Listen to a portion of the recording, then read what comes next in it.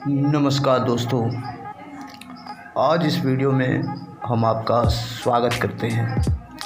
दोस्तों, विकास दुबे की कथित मुठभेड़ में मौत और उससे पहले 8 पुलिस वालों के मारे जाने के बाद लगातार इस बात पे चर्चा हो रही है कि ऐसे लोग आखिर पनपते कैसे हैं और किस तरह वे अपराध के नए नए कीर्तिमान कायम करते जाते हैं। दोस्तों, विकास दुबे जैसे माफिया बनाने की रेसिपी पुरानी है। जी हाँ दोस्तों, ये नेताओं की मात्र कठपुतली हैं और इन मामलों में ये साफ दिखाई देता है कि कभी दबंग, कभी बाहुबली और कभी रॉबिन हुड कहे जाने वाले ये माफिया डॉन एक ख़ास तरीके से आगे बढ़ते हैं और एक ख़ास ढंग से ही उनका अंत भी होता है। इनका पैटर्न यह है कि ये अपराधी किसी एक संसाधन पर गैर कानूनी तरीके से कब्जा जमाते हैं। मामला कहीं ज़मीन, कहीं रेत, कहीं रेलवे के ठेके, कहीं मछली पकड़ने तो कहीं कोयला निकालने का होता है। अवैध धंधा चलाने के लिए राजनीतिक संरक्षण चाहिए होता है, जबकि राजनेता चुनाव जीतने के लिए इनके बाहुबल का इस्तेमाल करते हैं। इसमें अक्सर जाति का एंगल भी शामिल होता है। कई बार ये माफिया सरगना कई सीटों पर चुनाव जितवाने और हरवाने की हैसियत में होते हैं। ये माफिया सरगना पार्टियों के प्रति वफादार, सत्ता में बदलाव के साथ बदलते रहते हैं। इनकी गाड़ियों पर अक्सर उन्हीं पार्टियों के झंडे होते हैं जो सत्ता में होती है। ये या तो गैंगवार में मारे जाते हैं या पुलिस मुठभेड़ में, जो कभी असली होती है कभी नकली। कई बार माफिया सरगना तिकड़म लगाकर लंबे समय तक अपनी दौलत और जान बचाने में कामयाब भी हो जाते हैं।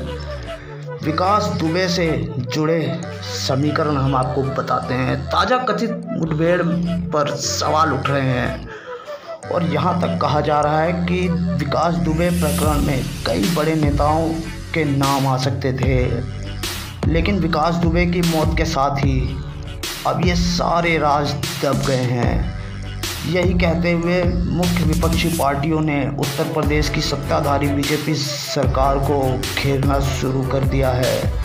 समाजवादी पार्टी के नेता अखिलेश यादव ने कहा है कि दरअसल ये कार नहीं पलटी है, सरकार पलटने से बचाई गई है। वहीं कांग्रेस महासचिव प्रियंका गांधी ने कहा है कि अपराधी का अंत, अपराध और उसकी संरक्षण देने वाले और लोगों का क्या होगा। इस तरह की घटनाओं के बाद अक्सर यही सवाल उठता है कि अपराध और उसको संरक्षण देने वाले लोगों का क्या। लेकिन यह सवाल सिर्फ एक राजनीतिक पार्टी पर नहीं बल्कि तमाम राजनीतिक पार्टियों पर उठते रहते हैं। ताज़ा मामले में भी अगर विकास दुबे की राजनीतिक कुंडली खंगाली जाए, जिनके सिर पर हत्या और हत्या के प्रयास जैसे करीब 60 मुकदमे दर्ज थे, तो पाएंगे भले ही वो किसी दल के सक्रिय सदस्य ना रहे हों, लेकिन उनके रिश्ते लगभग सभी पार्टियों से थे। उत्तर प्रदेश के पूर्व पुलिस महानिरीक्षक प्रकाश सिंह कहते हैं कि अपराधियों और राजनीतिक दलों का गठजोड़ किसी से छिपा नहीं है। वो 1993 की बोहरा समिति की रिपोर्ट का जिक्र करते हैं, जिसमें अपराधियों, नेताओं और ब्यूरोक्रेट्स के नेक्सस की ओर ध्यान आकर्षित किया गया था और कहा गया था कि यह गठजोड़ समाज के लिए एक बहुत गंभीर समस्या है और इसको तोड़ने की ज़रूरत है। प्रकाश सिंह कहते हैं, लेकिन दुर्भाग्य से इसे तोड़ने के लिए जो प्रभावी कदम उठाने चाहिए थे वो उठाए ही नहीं गए। वो कहते हैं, नतीजा ये हुआ कि ये समस्या सालों साल गंभीर होती चली गई और आज हमें इसके भयंकर दुष्परिणाम देखने को मिलते रहे हैं और कानपुर वाला विकास दुबे ऐसी ही घटना का प्रमाण है। जी हाँ दोस्तों, बाहुबल मुख्तार अंसारी, जी हाँ मुख्तार अंसारी जो कि नेता बन चुके हैं और दबंगई उनकी अभी भी चल रही है। जी हाँ दोस्तों, उसी दबंगई से, हत्या से, जी हाँ, और पैसे उगाही से वो आज भी नेता बने हुए हैं।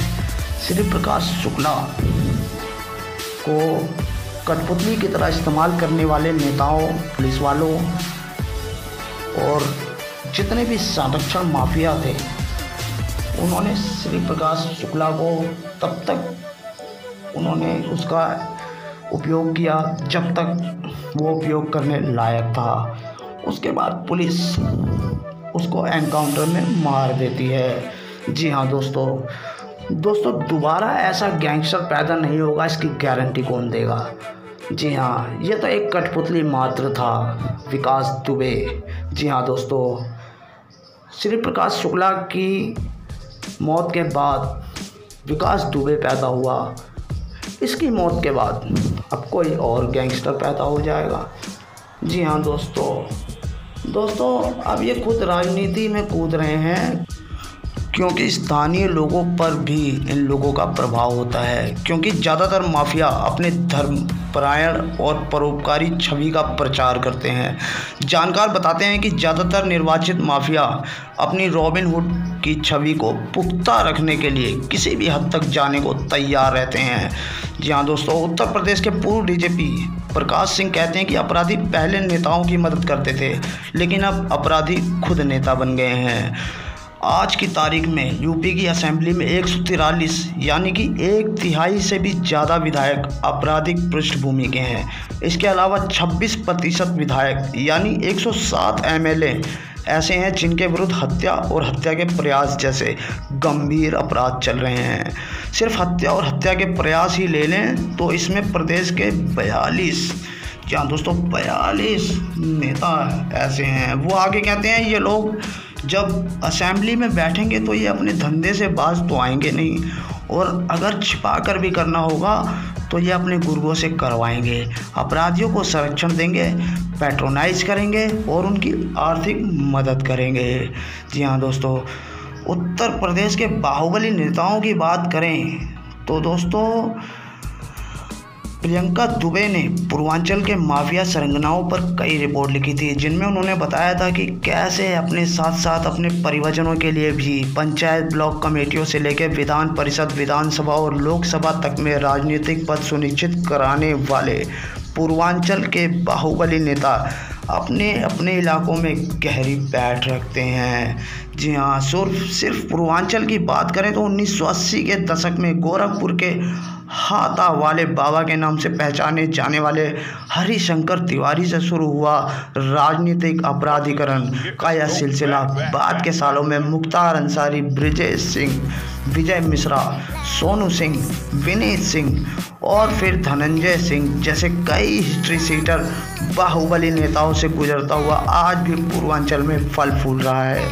जी हाँ दोस्तों, श्री प्रकाश शुक्ला जैसे मौत की घाट उतारा गया, उसके बाद अब ये विकास दुबे पैदा हुआ। इसके बाद अब देखा जाएगा कि किसे ये नेता गैंगस्टर बनाते हैं और कौन सा नया चेहरा अब ये नेता शामिल करते हैं। बाहुबलियों के कामकाज का तकनीकी विश्लेषण करने वाले एसटीएफ के एक वरिष्ठ इंस्पेक्टर ने बताया कि सबसे पहले पैसा उगाई ही जरूरी है। इसके लिए माफिया के पास कई रास्ते हैं, जैसे कि मुख्तार अंसारी टेलीकॉम, टावरों, कोयला, बिजली और रियल एस्टेट में फैले अपने व्यापार के जरिए उगाही करते हैं।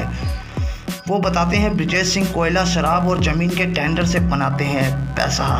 भदोही के विजय मिश्रा और मिर्ज़ापुर सोनभद्र के विनीत सिंह भी यहाँ के 2 बड़े माफिया राजनेता हैं। जी हाँ दोस्तों, कैसी लगी रिपोर्ट आपको बताइएगा, लाइक कीजिएगा, शेयर कीजिएगा।